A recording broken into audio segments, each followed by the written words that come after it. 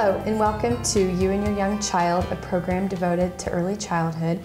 My name is Michelle Stevens. I'm the Community Project Coordinator at the Quality Life Coalition, and I'm filling in for Sheila Biggs today. With me, I have Daniel Craig. What organization do you represent and what do you do there?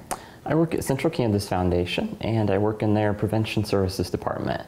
So I do a lot of health promotion programs throughout the community, physical activity, nutrition, and tobacco cessation. Okay, today we will be talking about the effects of secondhand smoke and why it is harmful to children. So first off, what is secondhand smoke for those who may not know? Secondhand smoke is the smoke from a burning cigarette, cigar, or pipe, and it contains over 7,000 different chemicals, including things like ammonia, cyanide, things like lead, butane, cadmium. So a lot of nasty things. Okay.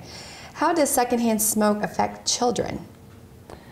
There's no safe level of secondhand smoke, and so when a child breathes secondhand smoke, they're going to be more likely to be sick with things like pneumonia, things like bronchitis, be more likely to have ear infections.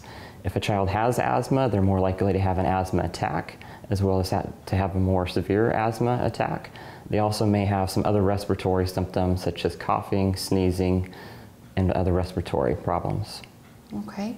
And where are children exposed to secondhand smoke the most? Most secondhand smoke exposure occurs in homes. Cars would be another place where there's pretty frequent secondhand smoke exposure for children. Okay. And how can I protect my child from secondhand smoke? If a person smokes in any room in a house, then the smoke is going to go throughout the entire house. So it's really important to not allow smoking in your home. Same thing in the car. It's really important if children are going to be in a car to make sure that you don't allow smoking there. Okay. And if I have a family member who is trying to quit, or a friend, what would you say to that? I think it's really important just to remember that oftentimes people have smoked for a lot of years. So smoking's been maybe how they deal with stress, maybe it's been how they deal with other situations in their life. So it's kind of been like that friend that's always been there for them. Mm-hmm. So I think it's really important to remember that it's very difficult for people to quit.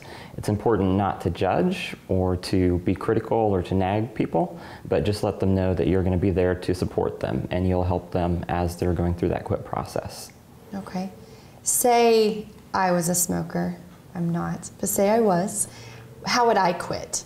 What would be the steps that I would take to quit? There's a lot of great resources that are available to help people quit. I think one of the first things, though, is just to identify their reasons for quitting. So whether it's health reasons, whether it's financial reasons, whether it's to be a good influence on their children, protect their kids from being around secondhand smoke, identify what that reason or what those reasons are.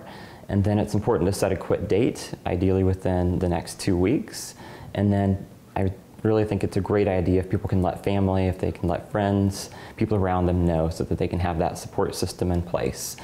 There are also a lot of good free cessation programs, such as the Kansas Tobacco Quit Line, that can provide support, whether it be phone counseling, whether it be through web-based programs. And then you can also contact your local health department, as they're often aware of other programs that may be available in the community. Okay, lots of wonderful information. Is there anything that you would like to add in conclusion? I think it's just really important for people to remember if they do smoke, the best thing they can do is to quit. It's definitely one of the most challenging things to do, but it's also one of the things that can do both the most for your health and also the most for your children's health as well. Okay, well, thanks, Daniel. And you can find all of this content on our Dickinson Parents Connect website. And you've been watching You and Your Young Child, the program devoted to early childhood. Thanks.